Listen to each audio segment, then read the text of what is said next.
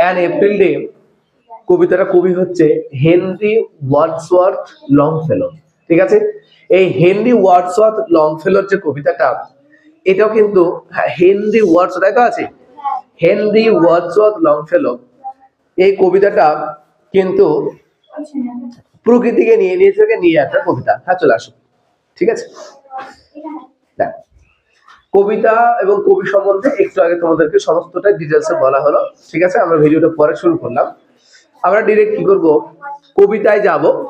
তার আগে যেটুকু বলি যে কবিতাটা আসলে এপ্রিল ডে অর্থাৎ এপ্রিল মাসের যে দিনগুলো সেই দেশে, কবির দেশে কেমন হয় সেই বিষয়টাকে তিনি এখানে সুন্দরভাবে তুলে ধরেছেন। ঠিক আছে, যেমনটা আমরা কি করলাম, আমাদের এখানের শীতের যে দিনটা এবং কবির দেশের যে শীতের দিনটা, তার মধ্যে যে পার্থক্যটা কেমন হয়, সেখানে শীতকাল আর আমাদের এখানে শীতকাল, সেটা কিন্তু বলা হলো। এবং শীতকাল শেষে যে এপ্রিল মাসের যে দিনটা সেখানে কেমন ভাবে হচ্ছে আর আমাদের এখানে কেমন ভাবে হচ্ছে, সেটা আমরা কবিতায় পড়ার সময় একবার আলোচনা করব। প্রত্যেক কবিতা আঙুল দেবে।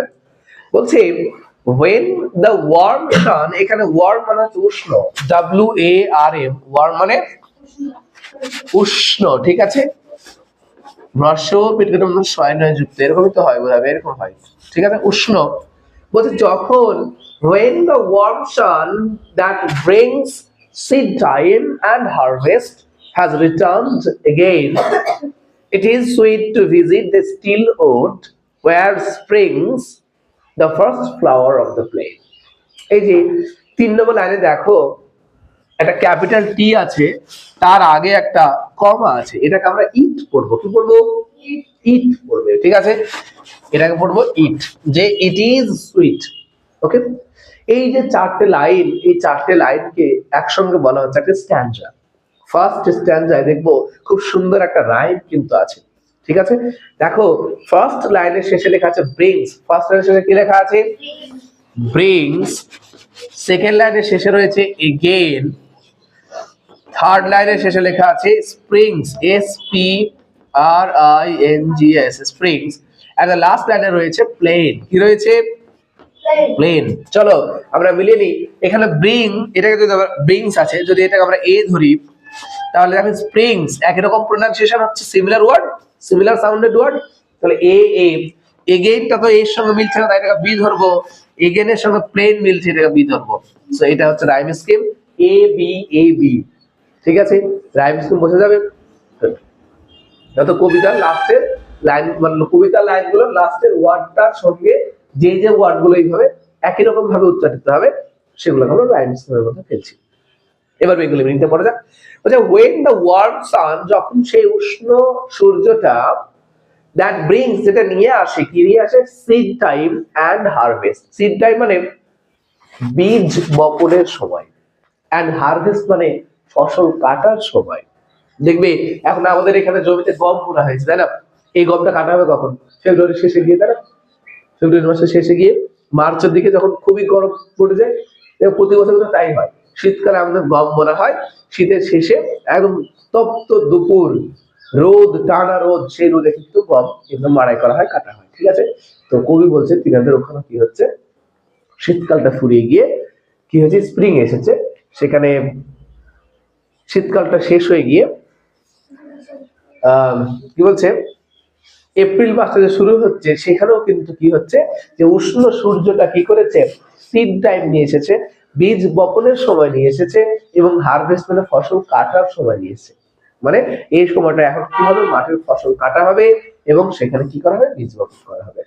হ্যাজ রিটার্ন এগেইন, মানে এই সময়টা আবারও ফিরে এসেছে।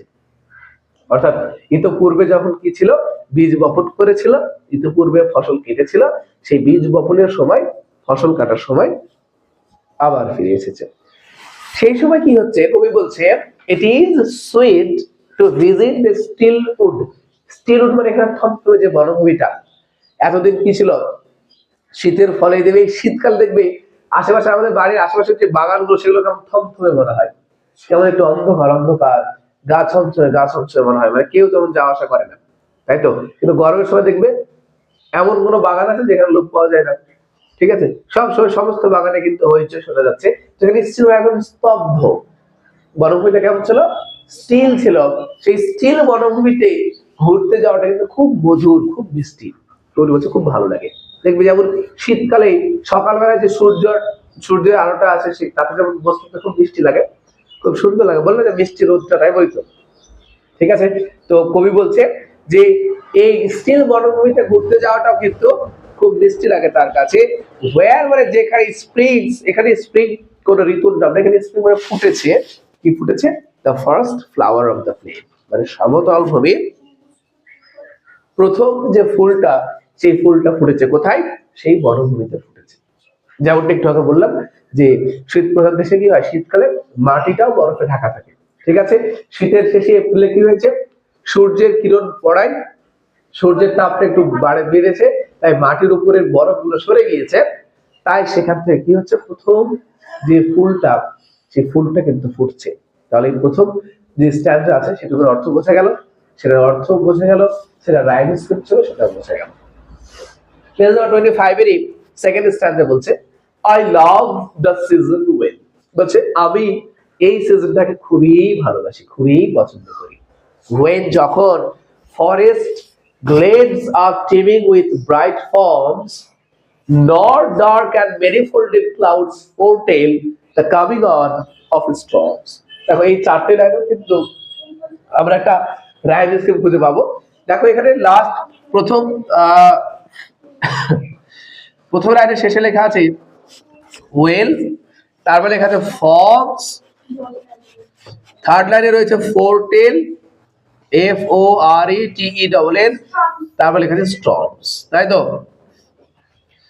দেখ আমরা এ এবং বি পেয়ে গেছি আগে, যদি এই এ এর সঙ্গে যদি কোনো কিছু ম্যাচ করে সেগুলো সব আমরা কি দেবো, এ দিয়ে দেবো। ঠিক আছে, যদি বি এর সঙ্গে কোনো কিছু ম্যাচ করে সেগুলো আমরা বি দিয়ে দেবো। দেখো এখানে ওয়েল আছে, কার সঙ্গে মিলছে তো না, এটা ব্রিংস না এগেইন, ওয়েলটা সম্পূর্ণ আলাদা, তাহলে এখানে আমরা সি ধরবো, কি ধরবো, C, small letter C. Forms এদের সঙ্গে মিলছে না, তাহলে এটাকে আমরা ডি ধরবো, কি ধরবো, ডি। এবার ওয়েলের সঙ্গে দেখো মিলছে, ওয়েল টেল, ফোর টেলে টেল মিলছে, তাহলে এটাকেও সি ধরবো। ফর্মস স্টর্মস, এটাকেও ডি ধরবো। তাহলে রাইম স্কিমটা হলো A B A B C D C D. ঠিক আছে, যদিও তোমাদের এরকম করে রাইম স্কিম পরীক্ষা লিখতে থাকে না, বোঝা গেছে 11 বার তো ইয়ে থাকে যে রাইম স্কিমটা লেখো, তোমাদের এরকম করে লিখতে হয়, A B C D C D E F G G এরকম থাকে। ঠিক আছে, তবু আমরা রাইম স্কিমটা এখন থেকে জেনে রাখবো যে বিষয়গুলো এইভাবে করা হয়। বাংলা অর্থ দেখো বলছে, কবি বলছে I love the season well, আমি এই সিজনটাকে খুবই পছন্দ করি, খুবই ভালোবাসি।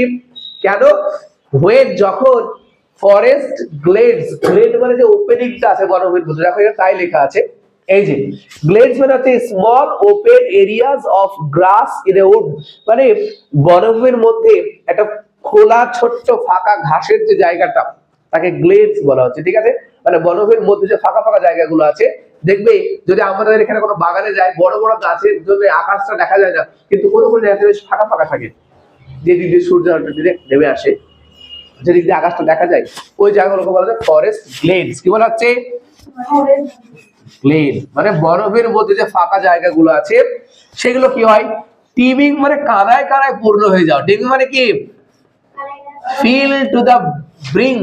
দেখো কি লেখা আছে টিমিং পরে, দেখা যাক টিমিং পরে লেখা আছে প্রেজেন্ট ইন লার্জ নাম্বার, মানে প্রচুর পরিমাণে রয়েছে, মানে ভরে গিয়েছে।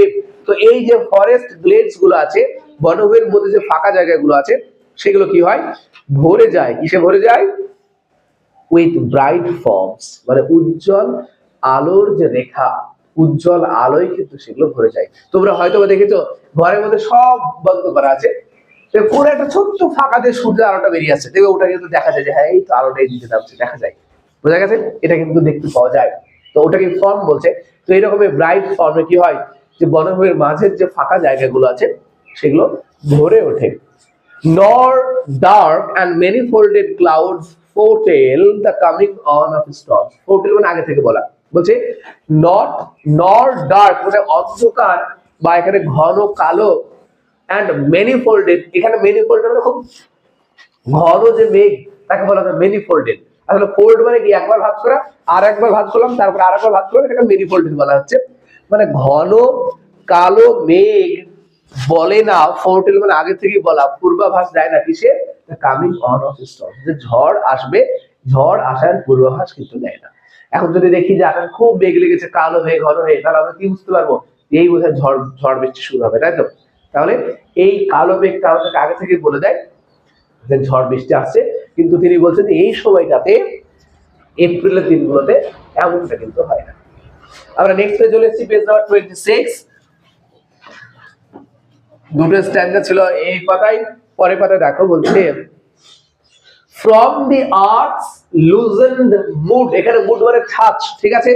মানে কোনো একটা আকার দেওয়ার জন্য যেটা হয় সেটাকে মুড বলা হয়। তো বলছে পৃথিবীর বা মাটির যে আলগা জায়গাটা রয়েছে এখানে, লুজেন্ড মুড মানে আলগা মাটিটা রয়েছে, সেখান থেকে the sapling draws its sustenance and thrives. Though stricken to the heart with winter's cold, the drooping trees revives. দেখো এই চারটে লাইনও কিন্তু কি আছে, রাইম স্কিম আছে। একটা হচ্ছে মুড, তারপর আছে কোল্ড, থ্রাইভ, রিভাইভ, ঠিক আছে? মানে থ্রাইভস, রিভাইভস, এখানেও কিন্তু রাইম স্কিম আছে।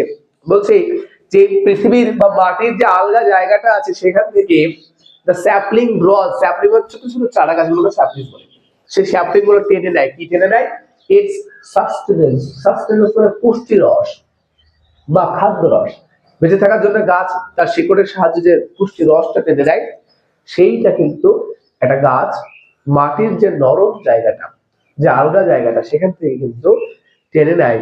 অ্যান্ড থ্রাইভস মানে বেড়ে ওঠে সেই গাছটা।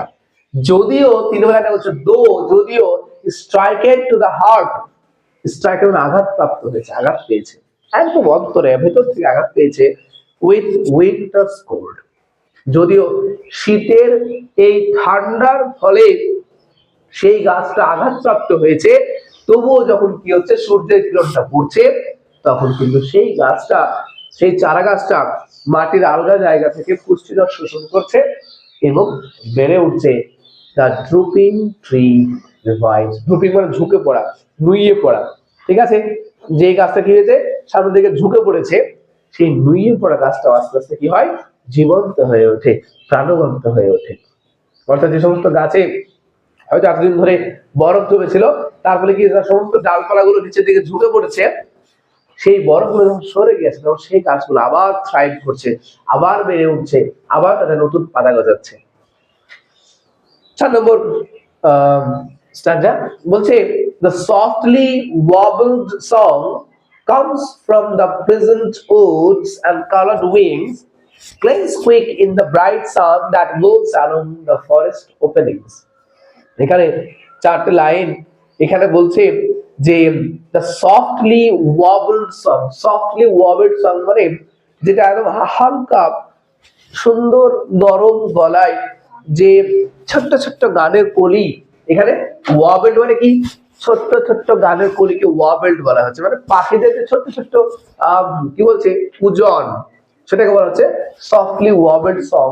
সেই হালকা মৃদু যে গানগুলো, ছোট্ট ছোট্ট কলিগুলো শোনা যাচ্ছে, যেগুলো আসছে কোথা থেকে? Comes from the pleasant wood, যেটা প্লেজেন্ট উড থেকে আসছে, যেটা মনোরম বনভূমি থেকে আসছে। অ্যান্ড কালার্ড উইংস, এবং বিভিন্ন রং বেরঙের যে ডানাগুলো আছে, সেই রং বেরঙের ডানাগুলো কি করছে?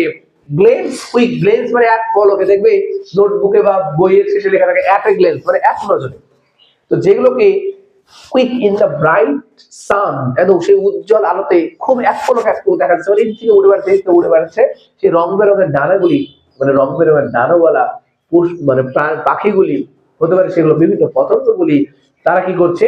এই সূর্যের আলোতে উড়ে বেড়াচ্ছে।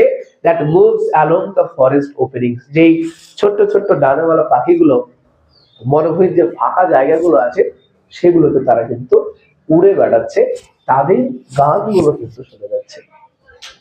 লাস্ট প্যারাগ্রাফ বলছে, সরি লাস্ট স্ট্যান্ডা বলছে when the bright sunset fills the silver woods with light, the green slope throws its shadows in the hollows of the hill and wide the upland flows. বলছে when মানে যখন সেই bright sunset, সেই উজ্জ্বল সূর্যাস্ত feel করে the silver Woods with light, সেই যে রূপলি রেখা যে বনভূমি, সেই বনভূমিটাকে যখন আলোতে পরিপূর্ণ করে দেয়, কোন সময় সূর্য? অস্ত যাওয়া সূর্য।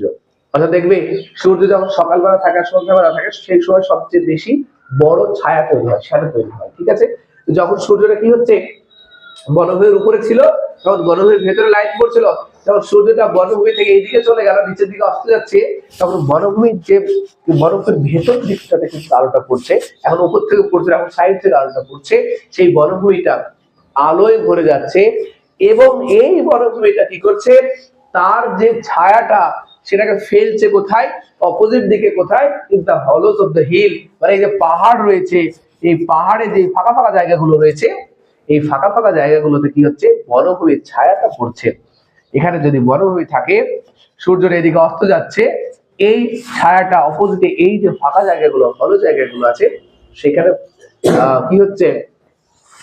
ছায়াটা পড়ছে। and the wide upland glows, এবং যে উচ্চভূমিটা আছে, এই উপরের দিকে যে জমিগুলো আছে উচ্চ দিকে, সেই জমিগুলো কি হচ্ছে? গ্লো করছে। দেখবে সূর্য যদি ডুবে যায় বিকেল বেলাটায়, মাটিতে নিচে দাঁড়িয়ে তুমি যতটা সূর্যের আলো পাবে, যদি তুমি একতলার ছাদে বা দোতলার ছাদে উঠে যাও আরো বেশি একটু আলো পাবে, ঠিক আছে?